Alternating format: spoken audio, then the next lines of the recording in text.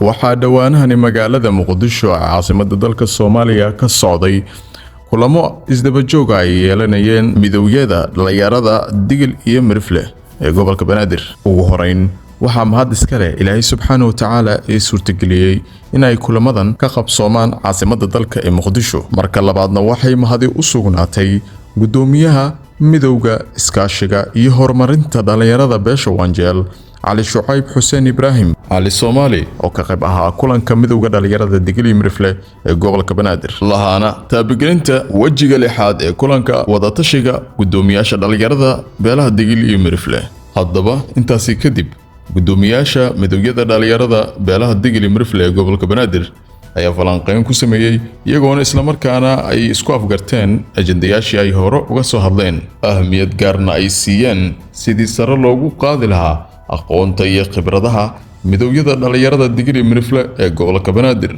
Gabagabadii dhalinyaro waxaynu mansab iyo magac yeelanaynaa markii mowqifkeenu iyo aragtiyadaynu midaysan yihiin, waxaynuna macno beelinaa markii ay dhalinyaradu kala ujeeday yihiin lana kala iibsan karo. wacyiga fog iyo dheergaradnimadu waynu u soo joognay haddii ay noqoto isbedel siyaasadeed iyo mid bulsho, taasoo ka dhigan in 90% aan fahanay وضعيga maanta bulshada haysta. waxaana rajaynayaa in badan aad ka bogateen. waanigoo maxamed cabdi afrax ahna wartabiyo isku xilqaamay sidii dhalinyaradiisu ku horumari lahayd waxna ku qabsan lahayd.